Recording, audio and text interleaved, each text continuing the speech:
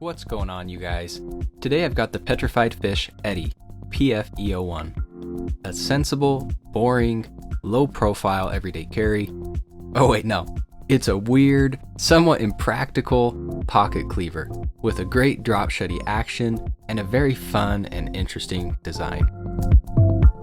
And as always, if you're interested in buying the Eddy, or maybe there's something else in your wish list, be sure to check out my buddies over at whitemountainknives.com and use my promo code SHARPAF, one word, to get 10% off.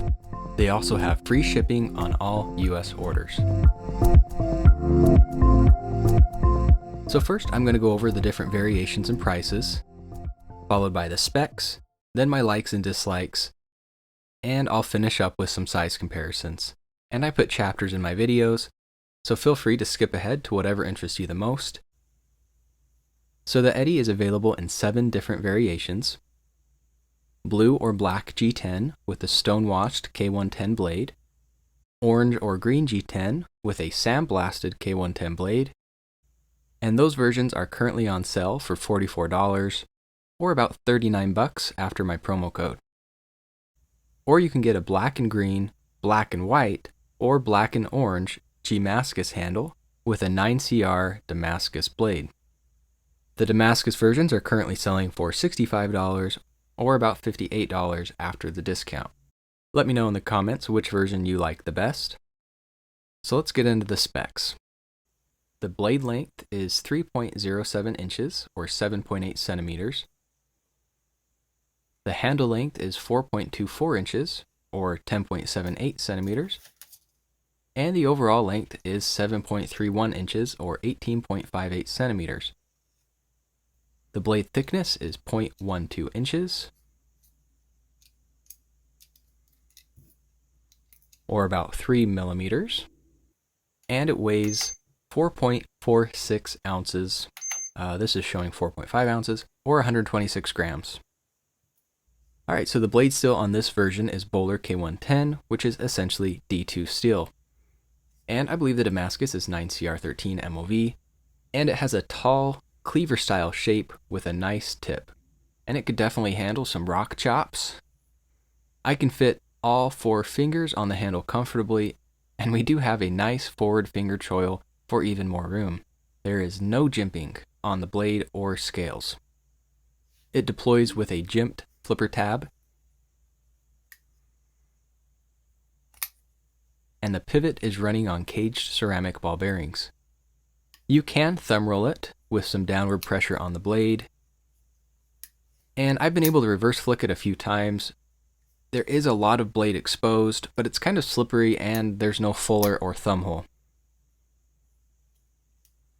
And the position of the flipper is right about in line with the pivot, maybe a tiny bit below, so you can push button, sort of, but because the detent is a little on the weak side, you're better off with the light switch method.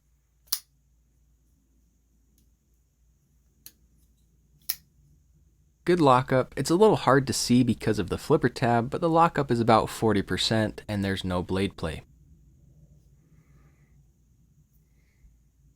It's a liner lock. There is a small cutout on this side to provide better access to the lock bar, but not much. And it drops shut very smoothly. I would say it's somewhere in between shake shutty and drop shutty. It doesn't really take a full shake, or a hard shake. If anything, a very light shake. But most of the time, just a little rotation and gravity will normally do the trick. There's a lanyard hole and a G10 backspacer, and the G10 is done really well. It feels good and looks good. But obviously we have some large cutouts in the G10 and the liners. The pocket clip is deep carry, tip up, right side only. We do have some screws showing there, but there is still a lot of room in between. Here's what it looks like in your pocket.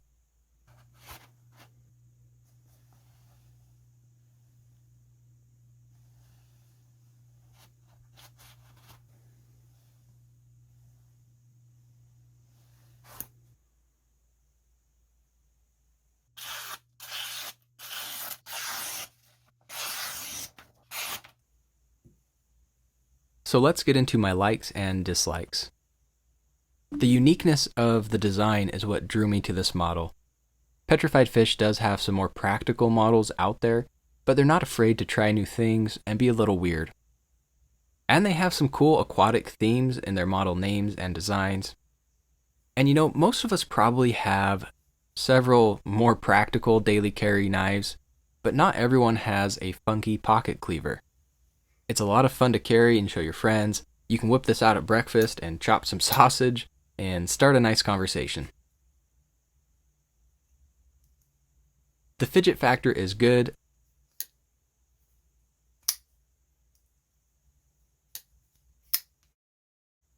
And the price of around $40, I think, is a fair price. Okay, so dislikes. My main dislike has to be the slits in the G10 and the liners. Honestly, they're what initially got my attention and led me to purchasing the knife. The grip and comfort is fine, but I really like this G10, and I wish there was more of it.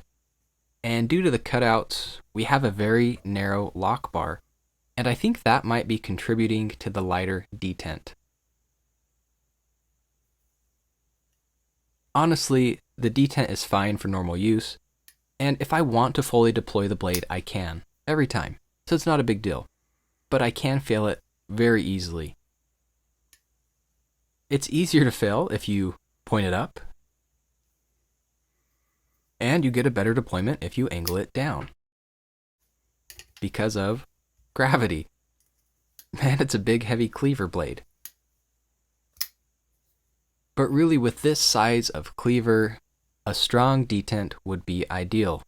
If you can get a big blade off to a good start, momentum will take it the rest of the way, and it's much more satisfying.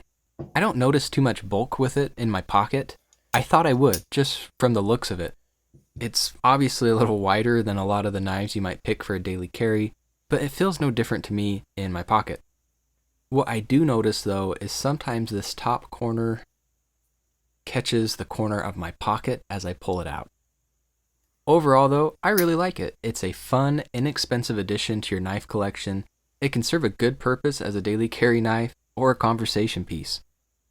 The fit, finish, and quality are good for the price.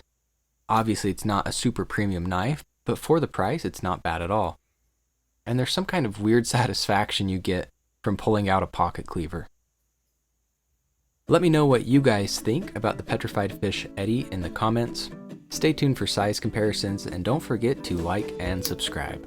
That's it for me, guys. Thanks for watching.